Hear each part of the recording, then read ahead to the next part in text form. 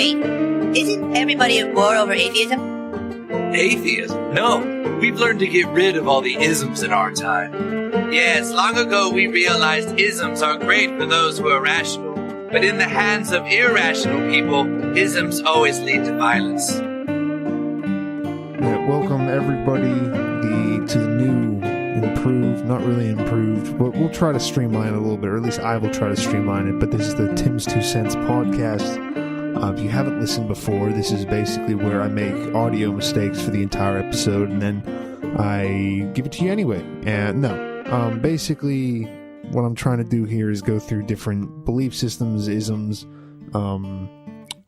moral questions, political questions, any kind of a certain belief system that different people push, try to figure out what in that can be attractive to people, is maybe even true, and what parts are kind of just bullshit, what parts are just kind of other people trying to drag you into their own world of what other people are trying to use to maybe even, I guess, control you would be the most negative way, but just try to pick the best possible parts of every single different belief system, because there is a reason why there are so many, and it's because none of them really answer every question.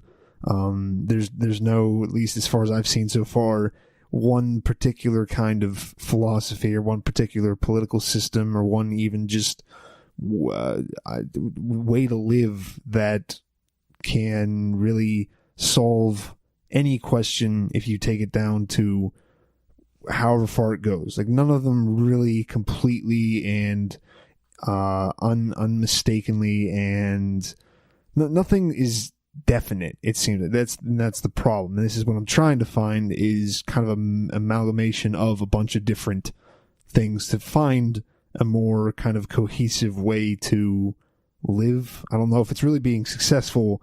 You probably shouldn't be taking that kind of advice from me, but I'll at least help you think about things, maybe. But that's basically what this show is, the Tim's 2 Cents. If you've heard this before, if you have been listening, you probably already know, but I do a weekly podcast with Daniel Brown and Zach Vole that's much more crypto-centric. It's Bitcoin-centric. It's called You, Me, and BTC.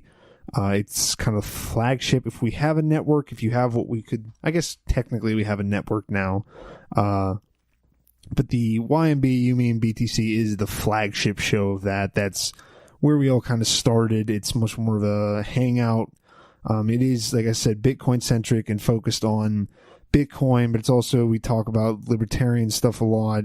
We talk about politics a lot. I mean, it has changed over the years. I think definitely when we started, it was much more a strict, almost even bordering on anarchist thought a lot of the times.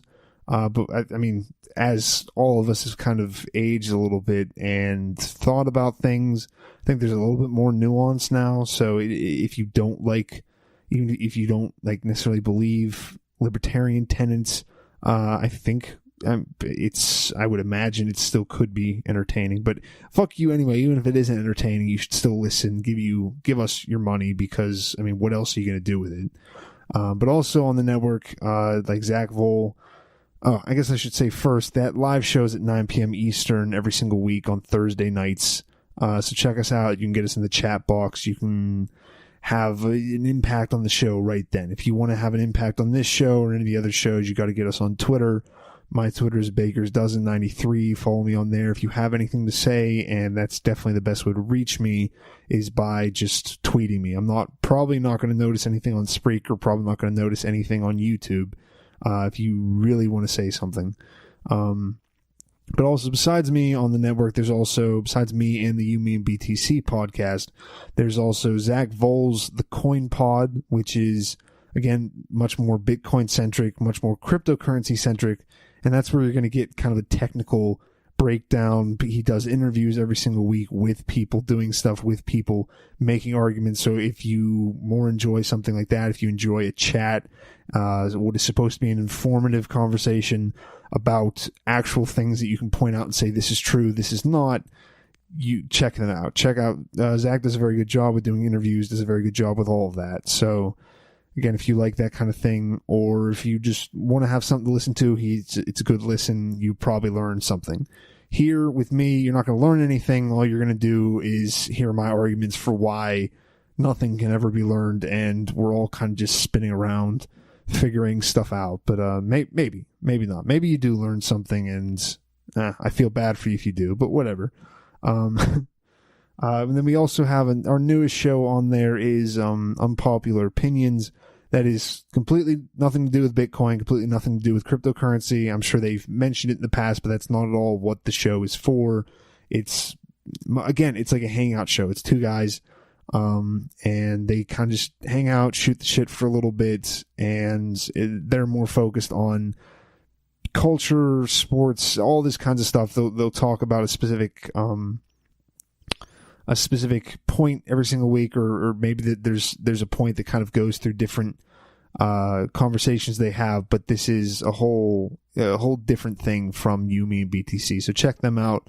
And also, the reason why we're able to bring you all these new shows is Chronologic, which is an Ethereum-based Ethereum-based service, I guess I should say, where they're trying to broaden and strengthen our ability to use smart contracts, smart debt contracts where things like this I see as really the answer to, do we need government or not? And it isn't we go out and protest against it. It's we make government, we make a centralized state that keeps records like that and has the power to enforce them. We keep that and we make that obsolete by using technology, by using advancements we have gotten in the past years to actually make ourselves freer. So check them out. This week, I'm not talking about a particular belief system. At least I don't think anybody really calls themselves this normally. And just like last week, I did Luddites, where that's not really a belief system most people take onto themselves. Normally that's used as a pejorative against people. But I think that this kind of falls in there too, where people are accused of being this a lot.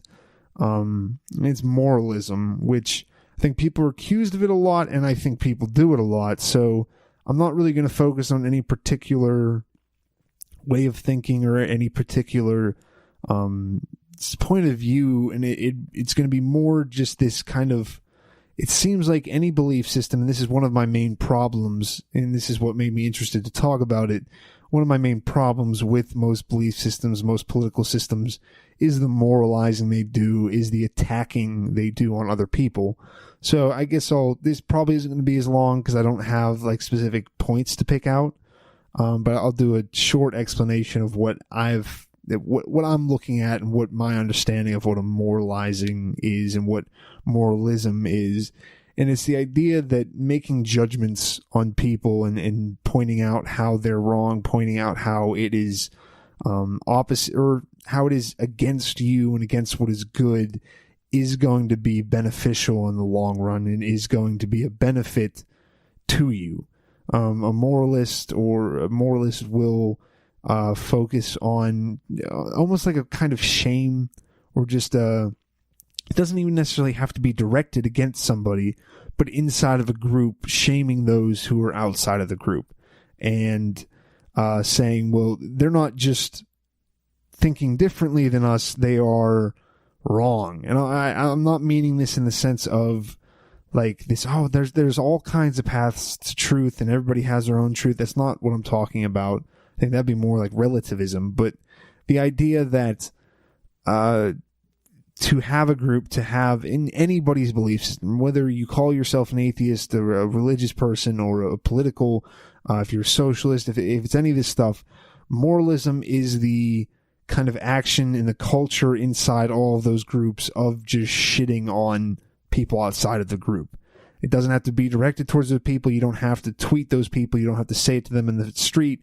But just when two people or more get together in those same groups, the tendency for us to just shit on other people, I mean, it could be tied to something like gossip or something like that, and that's kind of inside the group. But just the idea that regardless of what your belief system is, regardless of what you think is the correct way to live your life, instead of and it doesn't have to be necessarily at the expense of figuring out how you want to live your life and focusing on your goals.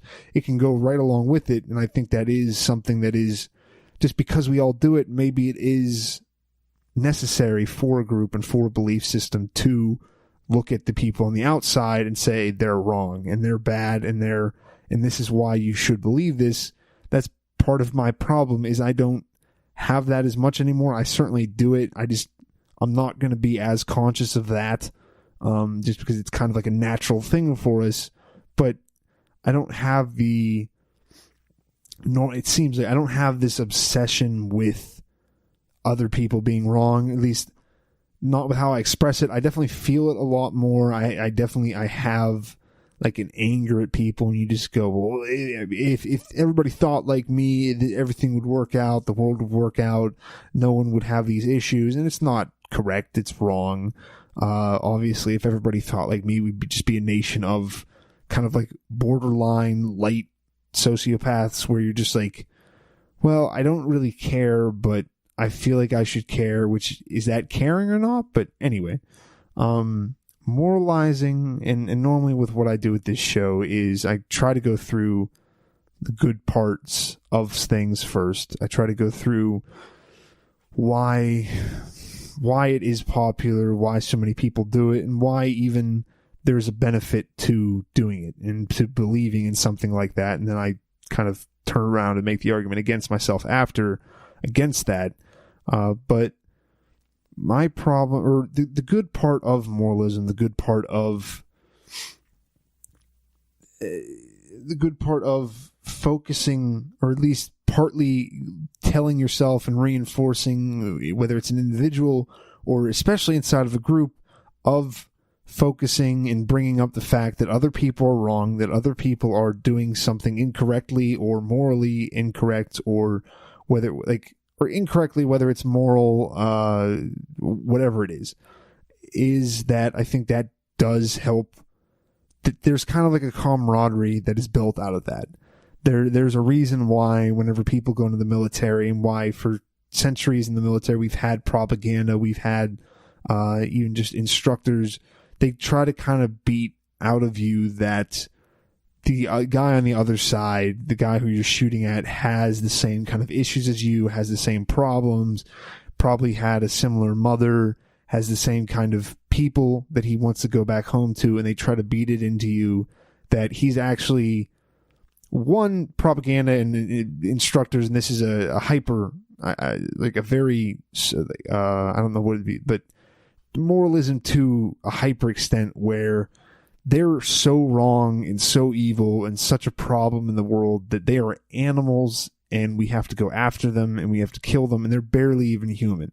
And you can look at that throughout any kind of propaganda. It's always this like weird caricature of how that culture dresses or sees people, and then they kind of mar it up a little bit for the enemy, and they make everything look bad.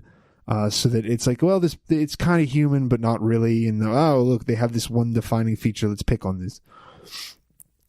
But like I was saying, there's a reason for doing that, and that reason is it builds a kind of camaraderie between you and whoever else you're in that group with. If you go, hey, this is just you and me, everyone else out here is an idiot, or they're evil, or they're wrong, so let's stick together, let's work on building our thing, let's work on maybe even bringing people into whatever we believe, and let's work on getting people to accept that we're right, because we need to be worried about these other people, we need to be worried about what they're going to do, we need to be worried about how they're going to do things, we need to worry about just worry about things, and that gives you kind of like a fire under your ass to make you go do things, to make you maybe do that extra little bit, maybe push your agenda a little bit more, maybe do anything like that, where if you didn't have the threat of somebody else ruining stuff for you, if you didn't have the threat of the fear of an outsider,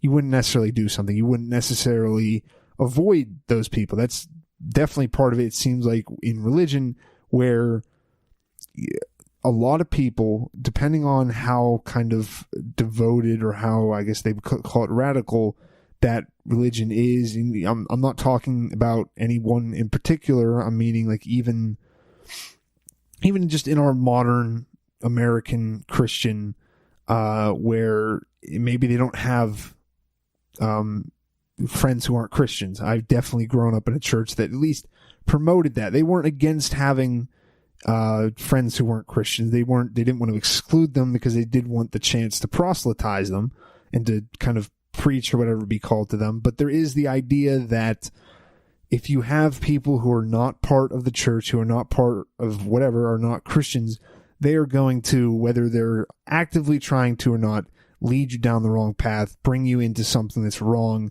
And I think that extends a while past. It isn't just religion that does that. It's any group that does that uses kind of these people are terrible and they're awful and you should be ashamed of them and they should be ashamed. So then ergo, don't hang out with them, don't be civil towards them, don't have conversations with them that don't have that have nothing to do with you just telling them they're wrong and trying to get them to change their ways.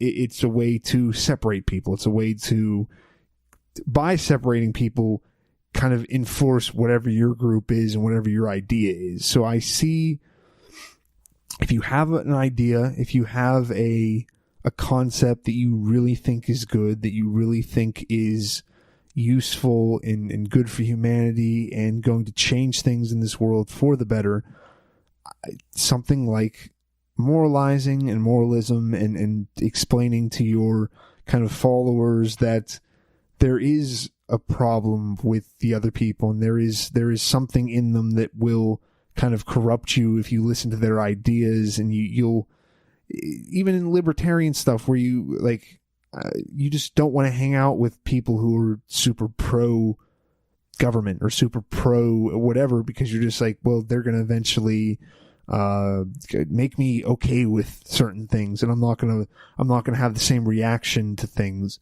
There's like kind of you want to be around people who think the same way as you, and groups want you to do that definitely because they become stronger by having more devoted people.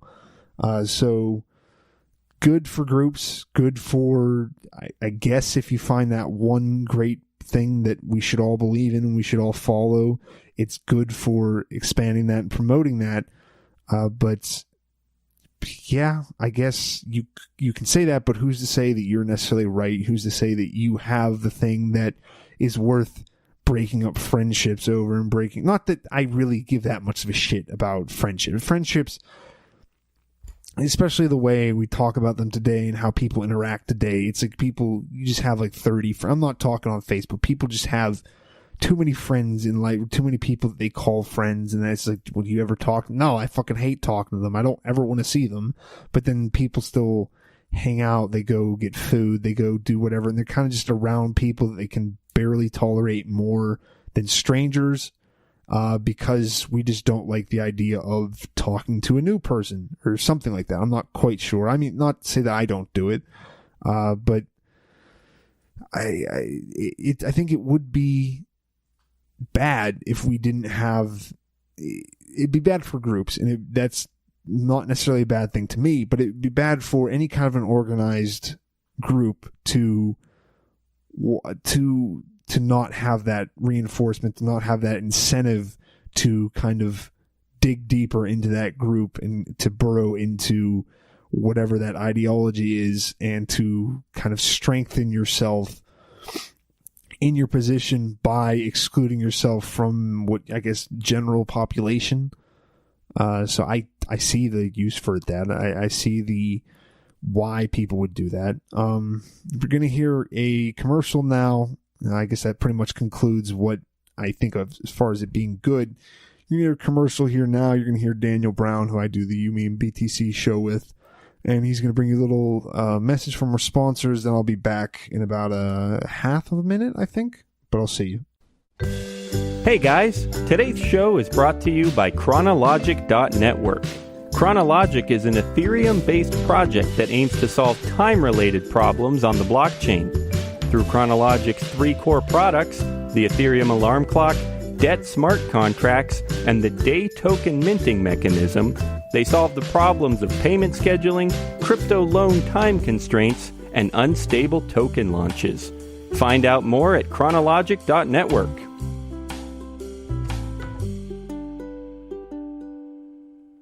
And there, I hope you guys maybe kind of enjoyed it. I know I don't really like listening to Daniel talk, but definitely, again, check out Chronologic. They've done a lot for the show, and let them know that. Let them know that you heard about them through us, heard about them through YMB, through Zach's show, whatever it is. But now, in the back end of the show is where I then try to tear apart any kind of an argument I made in the first place, and that's, I think, easier this week than normal. It's pretty simple to me that, and maybe this is Twitter, and I talked about this last week with how kind of technology's kind of already made us where you don't have to actually do anything to say that you stand for something. You can call yourself whatever you want and then just tweet about it and then never actually go and do something in the physical world. You can just shoot out tweets to thousands of people. You can have thousands of followers and just go, I think the taxation is theft, or I think that we should give reparations to people, or I think that we should have universal basic income, or I think that we should get rid of these laptops and these smartphones that everybody has. And it's like, yeah, but you could do something. Like, even the one thing I had to give the Luddites is that they went, hey, you're making all these machines that are going to replace us and I'm not going to get paid as much money. They went and at least busted shit up. They released people and they did something interesting where they actually went and did something and they destroyed private property, which I'm against, but at least they weren't just tweeting about it on Twitter and posting things on Facebook and making meme accounts on Instagram and doing all this shit. But that's my problem with moralism too, is besides just how maybe the internet has taken us out of the physical world, moralism and focusing on how wrong other people are and how bad they are and how they don't make any sense takes away from time that you could be spending bettering yourself, promoting a message, promoting anything. And it takes away from your time and your energy, and if nothing else, it takes your focus away, because besides the time and the energy, you have to then devote your mind to that, and that takes you away from thinking, I don't know, like of new ways to promote yourself, to new ways to better yourself, new ways to do anything, and you're wasting it on telling someone else they're shitty or telling somebody else that somebody else is shitty. And it's not going to help. It doesn't ever actually benefit you. It doesn't make the person you're telling better, whether or not you're complaining about them. No one, I don't think, has ever been won over by that guy over there. He believes in whatever, and that's wrong, and that's terrible. And that person you're telling has never been changed their mind on, well, I mean, I was going to check it out, but then you said they're dumb, so I guess I won't anymore. That works on kids. And I see moralism and moralizing. I think people replace parenting for moralizing. Not to say that I know what being a parent is like. I've avoided that, like, because I don't want to have to figure out how to do that correctly.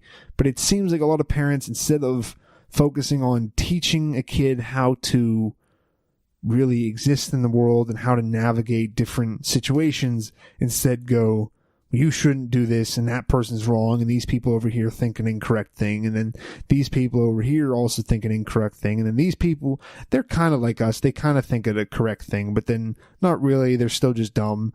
And it just doesn't, like, if that kid is then given a choice as to what to do, as soon as he gets rid of the idea that his parents know everything, he's just going to make his own decisions anyway, and if you haven't prepared him more or prepared her more to make those decisions or to make any kind of a rational decision or an argument in his own mind, who knows what they're going to do? Who knows where, like, well, they kind of just have to learn by trial and error then.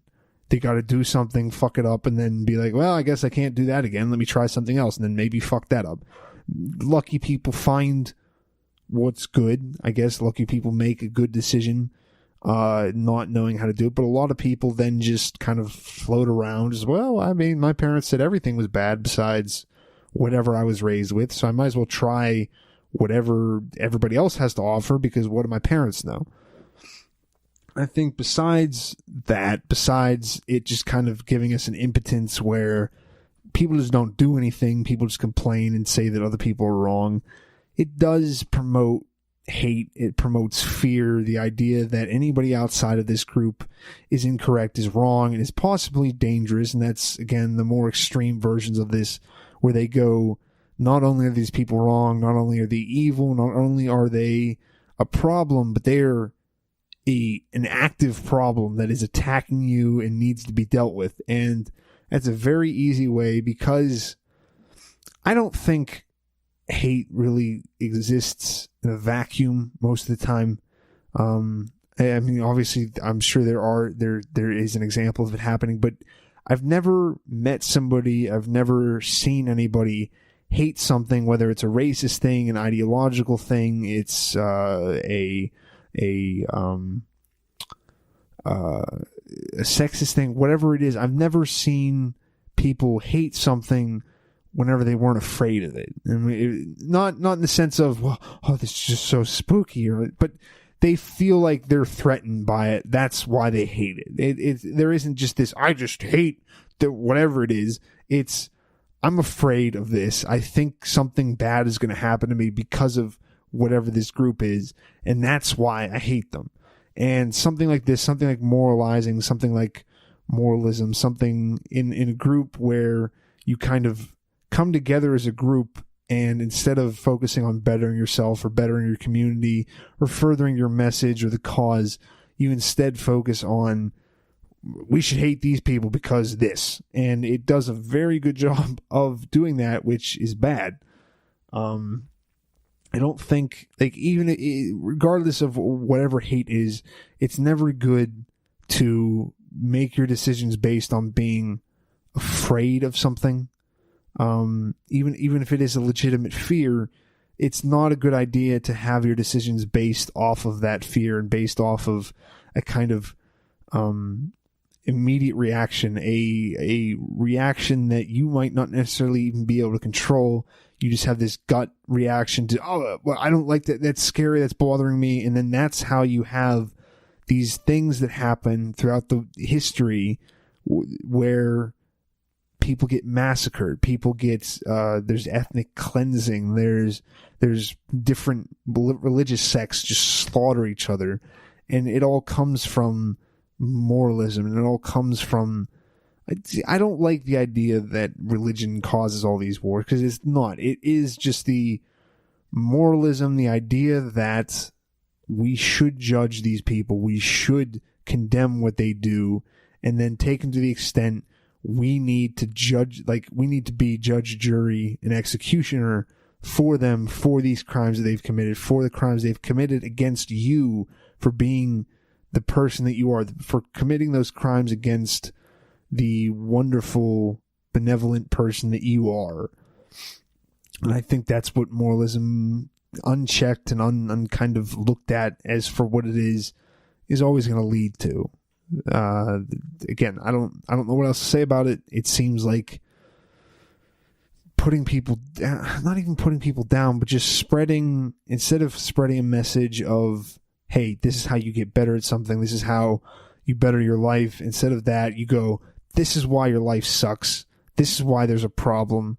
This is why, or these people are why you have a problem. These people are why you're poor. These people are why you're not succeeding in life. Instead of, hey, let's try to focus on some way to get you to think in a positive way and not in a, well, I'm happy, but in the, let's move forward. Let's not look back at things that have happened in the past. Let's focus on pushing ourselves to do better things and to achieve whatever we want in our lives, whatever that is.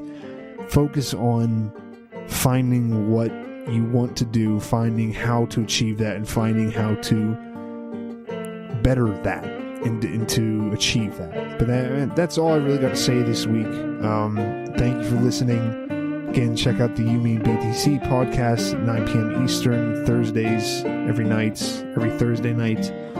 Check out all the other shows on the network, and leave me a Twitter thing at BakersDozen93. And thank you guys for listening. Have a good week, and give me all your money.